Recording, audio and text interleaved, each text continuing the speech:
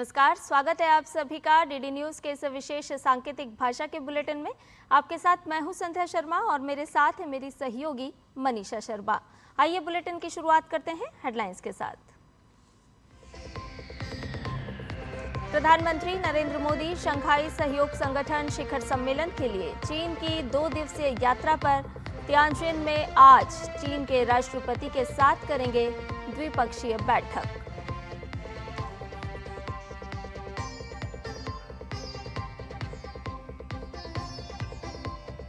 प्रधानमंत्री आज सुबह 11 बजे मन की बात कार्यक्रम में देशवासियों के साथ अपने विचार करेंगे साझा। आकाशवाणी और दूरदर्शन के समूचे नेटवर्क पर होगा प्रसारण।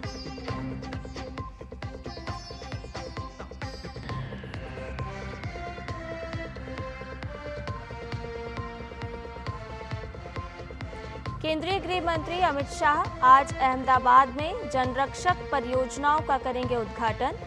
कई सार्वजनिक कार्यक्रमों में होंगे शामिल।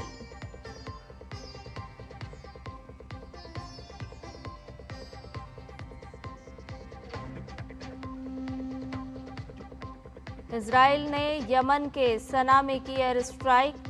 हमले में हुती विद्रोहियों के प्रधानमंत्री अहमद अल राहावी समेत कई मंत्रियों की मौत।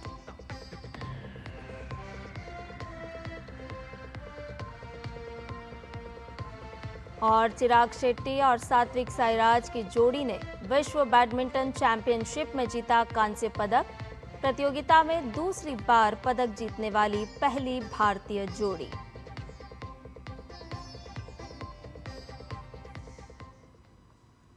आइए सभी प्रमुख खबरों को विस्तार से जानते हैं। प्रधानमंत्री नरेंद्र मोदी 25वें शंघाई सहयोग संगठन शिखर सम्मेलन में भाग लेने के लिए चीन के दौरे पर हैं। प्रधानमंत्री मोदी और चीन के राष्ट्रपति शी जिनपिंग के बीच आज तियानजिन में द्विपक्षीय बैठक होगी। पूरी दुनिया की नजरें इस बैठक पर टिकी हुई है, इसलिए ये बैठक काफी अहम मानी जा रही है। दोनों नेताओं के बीच वैश्विक व्यापार में उपजे तनाव के साथ ही कई अहम मुद्दों पर विचार विमर्श हो सकता है। प्रधानमंत्री नरेंद्र मोदी आज म्यांमार के वरिष्ठ जनरल मिन आंग ह्लाइंग के साथ भी द्विपक्षीय बैठक करेंगे। दूसरी ओर शंघाई सहयोग संगठन शिखर सम्मेलन के दौरान प्रधानमंत्री नरेंद्र मोदी वैश्विक नेताओं से मिलेंगे और क्षेत्रीय सुरक्षा, संपर्क, सतत विकास तथा वैश्विक सहयोग के मुद्दों पर चर्चा करेंगे। सम्मेलन में संगठन की 25 साल की उपलब्धियों पर चर्चा होगी और अगले 10 साल की कार्य योजना को अपनाया जाएगा। ये 5वीं बार है जब शंघाई सहयोग संगठन की बैठक चीन में हो रही है। सम्मेलन में 20 से अधिक राष्ट्राध्यक्षों और 10 अंतर्राष्ट्रीय संगठनों के भाग लेने की संभावना है।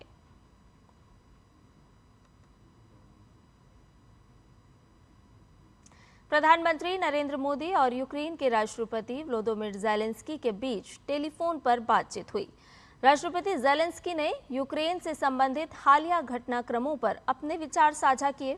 प्रधानमंत्री मोदी ने सोशल मीडिया प्लेटफॉर्म एक्स पर पोस्ट कर बताया कि यूक्रेन के राष्ट्रपति ने व्लोदिमीर ज़ेलेंस्की ने फोन पर उनसे बात की।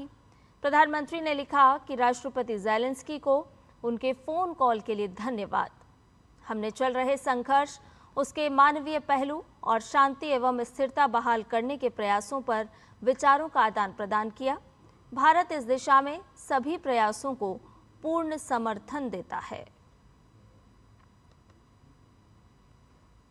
प्रधानमंत्री नरेंद्र मोदी आज सुबह 11 बजे मन की बात कार्यक्रम के माध्यम से अपने विचार साझा करेंगे। ये इस मासिक रेडियो कार्यक्रम की 125वीं कड़ी होगी।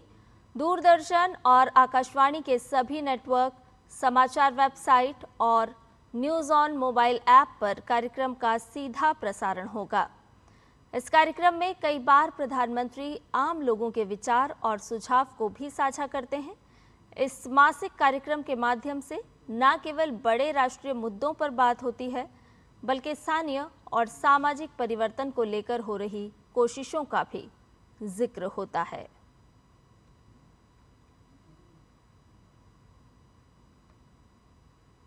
केंद्रीय गृह और सहकारिता मंत्री अमित शाह गुजरात दौरे पर हैं। शनिवार रात को अहमदाबाद पहुंचने के बाद वो गणेश महोत्सव में शामिल हुए। इस दौरान उपस्थित जनसमूह ने उनका अभिनंदन किया। आज गृह मंत्री अमित शाह अहमदाबाद और गांधीनगर में विभिन्न सार्वजनिक कार्यक्रमों में भाग लेंगे। वो आज सुबह अहमदाबाद के ओगणज गांव के गोता वार्ड में नवनिर्मित अर्बन स्वास्थ्य केंद्र का लोकार्पण करेंगे। इसके साथ ही अहमदाबाद के चांदलोडिया के वंदे मातरम अर्बन स्वास्थ्य केंद्र का लोकार्पण करेंगे। केंद्रीय गृह मंत्री आज टोरंटो ग्रुप यूएनएम फाउंडेशन द्वारा पुनर्विकसित सरदार बाग का लोकार्पण भी करने वाले हैं।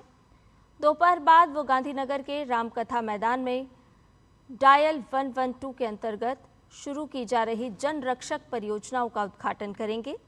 इसके अलावा अमित शाह अहमदाबाद में कुछ स्थानों पर वृक्षारोपण कार्यक्रम में भी शामिल होंगे।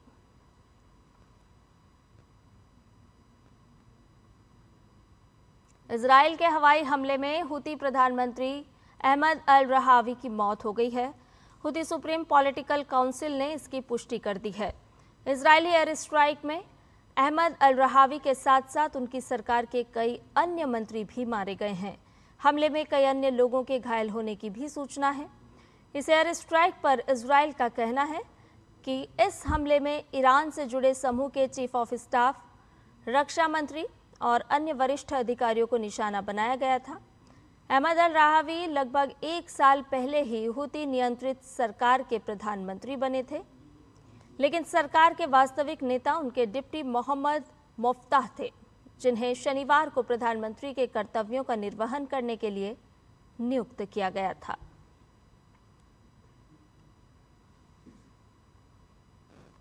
भारी बारिश के चलते पाकिस्तान के पंजाब प्रांत में बाढ़ का कहर जारी है।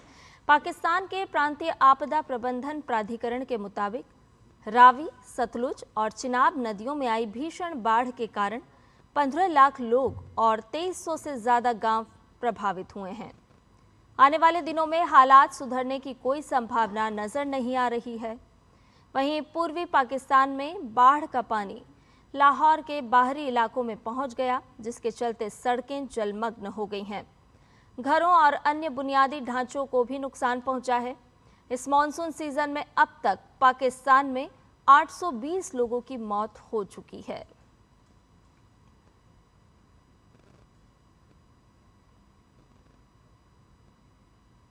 खेल की खबरों में सात्विक साईराज रंकीरेड्डी और चिराग शेट्टी की स्टार बैडमिंटन जोड़ी ने बीडब्ल्यूएफ विश्व चैंपियनशिप में कांस्य पदक अपने नाम कर लिया है।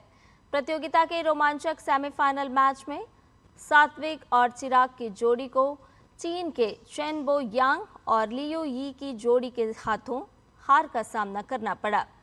इस जीत के साथ ही सात्विक और चिराग की जोड़ी बीडब्ल्यूएफ विश्व चैंपियनशिप में 2 बार पदक जीतने वाली पहली जोड़ी बन गई है।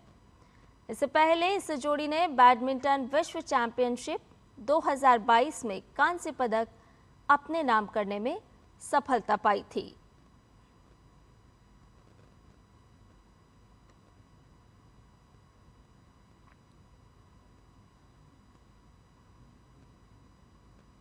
और इसके साथ ही हमारे इस विशेष सांकेतिक भाषा के बुलेटिन में आज के लिए फिलहाल इतना ही। मुझे और मेरी सहयोगी मनीषा शर्मा को दीजिए इजाजत। नमस्कार।